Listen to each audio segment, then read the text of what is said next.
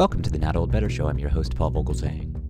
As part of our special series for the American Society on Aging, our guests today on the Not Old Better Show are Krista Brown and Will Tarter. Krista Brown is the current Director of Education with the American Society on Aging and oversees the ASA Leadership Institute. Will Tarter coordinates the Center for Community Solutions, a nonprofit think tank located in Cleveland, Ohio, and is a graduate of the ASA Leadership Institute. The ASA Leadership Institute trains future leaders, deepens networks, improves careers, and brings leaders and communities closer together. The American Society on Aging's Leadership Institute was developed in 2014 specifically for professionals and emerging leaders in the field of aging and age-related careers. Our evaluation feedback from over 200 graduates revealed 92% of graduates reported feeling highly satisfied to satisfied with the Institute. 92% of graduates reported that the Institute was a good investment in their career. And most importantly, the majority reported that their motivation to be a leader in aging significantly increased as a result of attending the Institute. All this means strong leaders, better aging networks, and well-supported communities. That is Krista Brown, one of our guests today on the special series for the American Society on Aging. Today's show is about the ASA Leadership Institute, so please join me in welcoming to the Not Old Better Show via Skype, Krista Brown and Will Tarter. Krista Brown and Will Tarter, welcome to the show. Thank you. Thank you. Thanks for having me. Good to talk to you guys. Well, we're going to talk a little bit about the Leadership Institute, the ASA Leadership Institute, which is coming up March 25th through 29th. And Krista, we'll start with you. Tell us a little bit about the history of the Institute. How long have you been doing this? And it's a leadership institute. Maybe there are enough leadership training programs out there, but you tell us, what makes this unique to aging? Well, good question. The American Society on Aging, or ASA, really has a long history of leadership programming, and that began with what we called New Ventures in Leadership, which was a year-long leadership intensive supporting emerging leaders of color. And about 400 folks graduated from that nationally over the course of that program.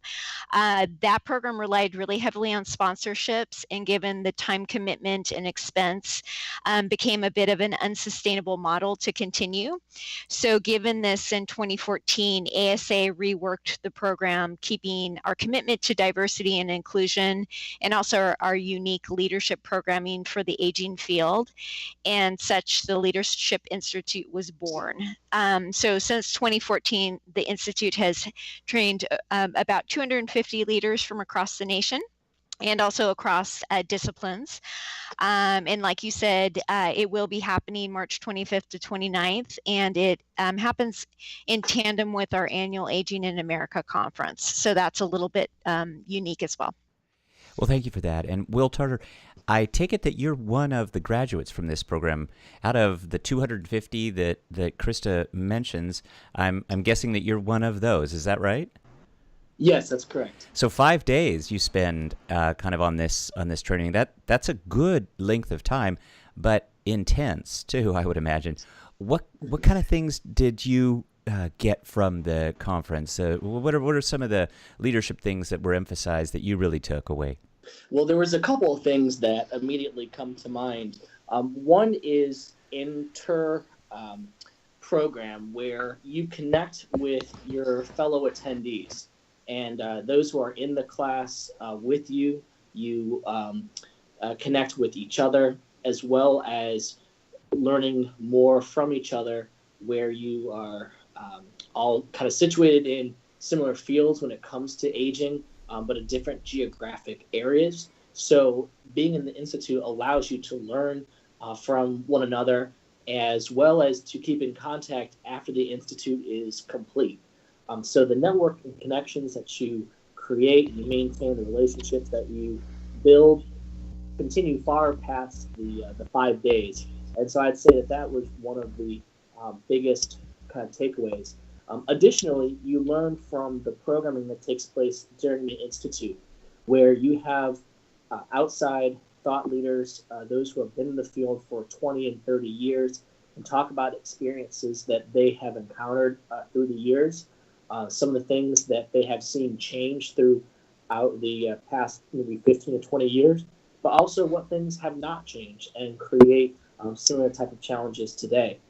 I would say the last thing that we really learned about both the relationships internally as well as the learning experiences externally is you learn a lot about yourself. And this institute does do a type of personality assessment where you learn more about yourself and how you approach things and how you approach different situations, but you also learn how to connect with individuals who may think or act differently from yourself. So they approach a similar issue, excuse me, but in a far different way. So I would say that was also one of the big takeaways, is learning more about yourself, and then how can you better connect and learn with other individuals after you go home.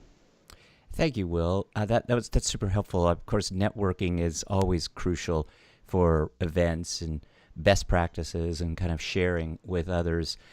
Krista Brown, tell us, what are some of, as one of the organizers, what are some of the objectives that you set out to achieve? Right. Well, Will actually covered some of that's very good, Will. Thank you, because you actually covered many of the objectives that we try to meet. But really the self-awareness of a person's unique leadership, communication, and management style. Also, major shifts in the field, demographically, culturally, policy, technology. Bringing in thought leaders, visionaries, policymakers, and change agents within the field, many of them ASA members and leaders, to talk about, like Will said, their successes and challenges, ways to collaborate, ways to work across those silos, and unfortunately some things that haven't changed quite yet. An example of this type of programming is a panel that we're going to have this year called A Conversation with Leaders in Aging. And we're very lucky to have Lance Robertson, Assistant Secretary for Aging, Laura Conley, Director of the California Department on Aging, Scott Piper, who's with Aging 2.0, and Rigo Saborio, who's President and CEO of St. Barnabas Senior Services, which is a community-based organization in Los Angeles. And they're all going to bring very different perspectives to the conversation. So the other thing that I would include, aside from the networking, which I think is one equally important as to the program, actual knowledge and content, is the identification of resources. We really try through speakers and also through leveraging the conference programming along with the institute programming to help folks identify those models and templates and in relationships to bring back to their own organizations and their work. Well, Krista Brown, as follow-up, that sounds like a wonderful panel that you've got assembled. It's from the standpoint of attendees, who attends? Is it a cross-section? Is it all managers? Is it all CEOs, professionals? What's the makeup of kind of the room? Yeah, good question. And this is a unique development opportunity open to all professionals across the field of aging with at least 3 to 5 years of experience, and most importantly, a strong interest to build their leadership skills. And actually, our grads come from across the field and beyond: direct service, academic and research, advocacy, policy, housing, foundations, government, healthcare. Some are emerging, what I would call emerging professionals, and others are mid to later in their career, and they're either changing career paths or never had the opportunity to take part in a professional development opportunity of this kind. Those in the aging field probably have less opportunity for professional development than other sectors. So this, oftentimes you'll find somebody in a higher level management position who has never had a chance to, really do any kind of professional or leadership development. Well, thank you. So, Will Tarter, as a successful participant of the program, what did you learn from where you were prior to the leadership program, and then maybe where you are today? In other words, talk a little bit about the growth, both as a person and the growth as a leader that came as a result of attending. It was rather serendipitous that I attended the Institute when I attended it, because one of the things that I believe that the organizers of the conference, as well as the Leadership Institute, did a great job in doing, is to present these content opportunities where, again, you can learn more about the best practices and some of the lessons that were learned kind of over time. One of the things that was an unforeseen lesson was at the same time the Institute was taking place, at the time, the Affordable Care Act conversation was taking place in Washington, D.C. And one of the things that was very intriguing for me to hear is members of ASA, as well as some of my fellow classmates, talking about the intersection and impact of changes at the federal level in public policy and the impact that they would have on seniors. In this case, we're talking about the adverse effect that it would have on seniors. And so one of the things that I believe that I learned, not just at the conference, but also since then, is the importance of the decision-making process and the policy creation and changes that take place and the real-time impact that those decisions have on everyday citizens, and the importance of finding stories and sharing stories, in addition to the data and research that is so important, but really the stories of how the senior demographic and their communities are impacted by these pieces of legislation. And I would go as so far to say that even this year, even today, with the introduction of different federal policy changes that would affect Medicaid, for example, and the relationship it has with the states, that the Institute and the conference itself is more important than ever before, because you see not just the lessons that have been learned over time, but some of those engagement opportunities are creating themselves in real time, and seeing how the senior network responds to these policy proposals and some of these policy changes. So if anything, I would say that as an individual, I learned a lot by keeping my eyes open and listening, but also using my voice to talk about how these changes would affect people locally in my own community, but also just as a civic person who is really involved and a professional that's really involved in community engagement. It just underscores the importance of making sure that the senior voice is present when these discussions are taking place and continues to be present even after the policy changes may have been implemented or have been changed and are being implemented through program. Thanks for that answer, Will. And Krista Brown, Will Tarter, I know you guys are both very busy. I just have one final question. This is a little bit of a follow-up for you, Will, but maybe, Krista, you could wrap up after Will concludes. And that is, Will, how did the organization benefit from the training that you received? So just for a little bit of background into the organization that I work for, it's called the Center for Community Solutions. It is a nonpartisan, nonprofit public policy think tank located in downtown Cleveland. And we've been around for over 100 years. We act as a liaison, both in the policy-making world, where we talk with policymakers, as well as the organizations that provide services, especially regarding health and human services, to the community. And one of the things that we have started to notice, especially in Northeast Ohio and in the greater Cleveland area, are the demographic changes that we expect to see over the next 10 to 15 years. One of the things that we want to do at Center for Community Solutions is to have these conversations now about what are the needs of seniors now, how will those needs grow when we're talking about transportation, food insecurity, mental health, and preventing social isolation. We talk about the importance of seniors from an economic development and impact standpoint on communities. And so seniors has really become one of the top priorities for our organization and our strategic decision making.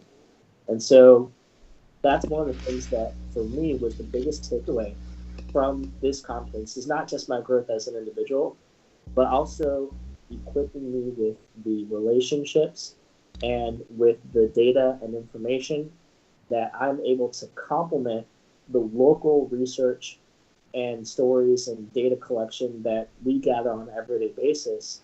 But I'm able to complement that with a national conversation and say that what is happening here is not unique when compared to other cities or other states, but in a way, our fight is unique in that here are some of the things that Cleveland has in place that we can build upon, and here are places where perhaps other cities and other states might have things in place that we can work towards putting into place.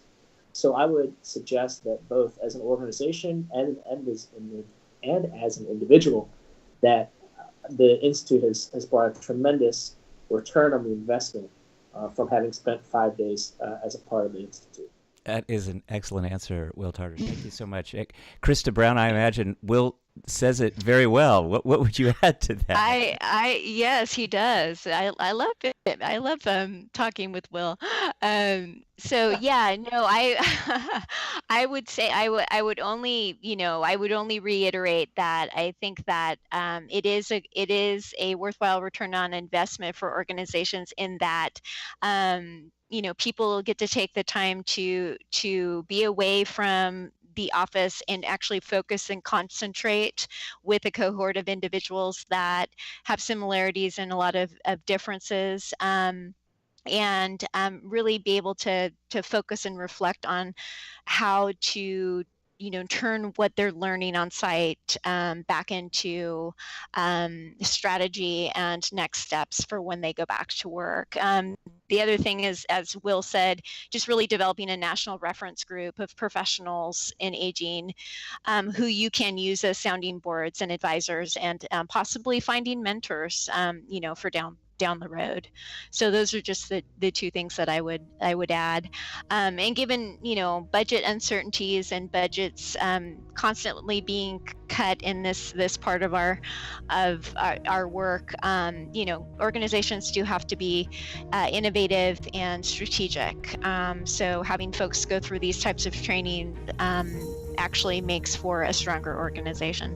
Krista Brown, Will Tarter, thanks so much for joining us in this conversation about the ASA Leadership Institute. I think this is exactly the kind of training that we need for these times. I am looking forward to kind of doing a follow-up conversation with you. Maybe we can do this while at ASA together, but what a pleasure it's been to talk to you and find out a little bit more about ASA Leadership Institute. It's coming up March 25th through 29th, and we hope to report back. But Krista Brown, Will Tarter, thanks.